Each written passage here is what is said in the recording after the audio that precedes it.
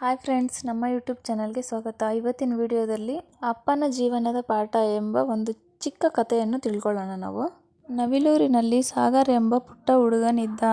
ಅವನು ಚಿಕ್ಕವನಿದ್ದಾಗಲೇ ಆತನ ತಾಯಿ ತೀರಿ ಹೋಗಿದ್ದರು. ಸಾಗರ್ ತಂದೆ ಹನುಮನಿಗೆ ಮಗನನ್ನು ಸಾಕಲು ಕಷ್ಟವಾದರೂ ಆತನಿಗೆ ಏನೂ ತೊಂದರೆ ಆಗದ ಹಾಗೆ ನೋಡಿಕೊಳ್ಳುತ್ತಿದ್ದರು.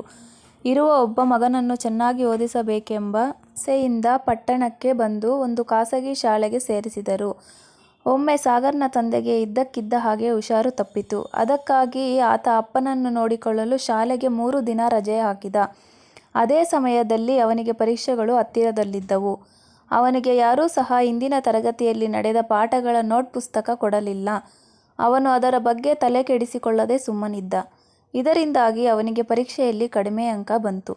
ಸಾಗರ್ ಇದಕ್ಕೆ ಬೇಸರ ಮಾಡಿಕೊಳ್ಳದೆ ಮಾರ್ಕ್ಸ್ ಕಾರ್ಡನ್ನು ಅಪ್ಪನಿಗೆ ತೋರಿಸಿದಾಗ, "ಅಪ್ಪ, ಯಾಕೆ ಇಷ್ಟು ಕಡಿಮೆ ಅಂಕ ಬಂದಿದೆ? ನೀನು 100ಕ್ಕೆ 100 ಅಂಕ ತೆಗೆದುಕೋ ಎಂದು ನಾನು ಹೇಳುವುದಿಲ್ಲ. ಆದರೆ ನೀನು ಶ್ರಮ ಹಾಕಿದಷ್ಟು ಅಂಕ ಬರುತ್ತದೆಯಲ್ಲವೇ?" ಎಂದರು. ಅದಕ್ಕೆ ಸಾಗರ್, "ಹೌದಪ್ಪ, ನೀವು ಹೇಳೋದೇನೋ ಸರಿ. ಆದರೆ ನಿಮಗೆ ಹುಷಾರಿಲ್ಲದ ಸಮಯದಲ್ಲಿ ನಾನು ರಜೆ ಹಾಕಿದ್ದೆನಲ್ಲ, ಅಂದು ನಡೆದ ಪಾಠದ ನೋಟ್ ಪುಸ್ತಕವನ್ನು ನನಗೆ ಯಾರೂ ನೀಡಲಿಲ್ಲ. ನಾನೇನು ಮಾಡಲಿ?" ಎಂದ. ಅದಕ್ಕೆ ಅಪ್ಪ, "ಅವರು ಯಾರೂ ಪುಸ್ತಕ ಕೊಡಲಿಲ್ಲ ಎಂದು ಹೀಗೆ ನೀನು ನೆಪ ಹೇಳಿ ಕೂರಬಾರದು. ನಿಮ್ಮ ಟೀಚರ್ಗೆ ಹೇಳಿ ಅವರಿಂದ ಹೇಳಿಸಿ ಪಡೆಯಬಹುದಿತ್ತಲ್ವಾ? ಟೀಚರ್ಗೆ ಕೇಳಲು ಭಯವಾದರೆ ನನ್ನನ್ನು ಕೇಳಬಹುದಿತ್ತು.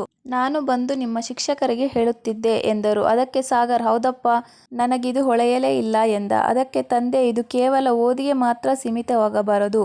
ಜೀವನದಲ್ಲೂ ಅಷ್ಟೇ. ಯಾರೂ ಕೂಡ ನೀನು ಮುಂದುವರಿಯಲು ಆಸರೆ ಮತ್ತು ಸಹಾಯ ನೀಡುವುದಿಲ್ಲ. ನಾವೇ ಬುದ್ಧಿ ಉಪಯೋಗಿಸಿ ಪರಿಹಾರ ಕಂಡುಕೊಳ್ಳಬೇಕು. ಈ ಮಾತನ್ನು ಯಾವಾಗಲೂ ನೆನಪಿಟ್ಟುಕೋ" ಎಂದರು.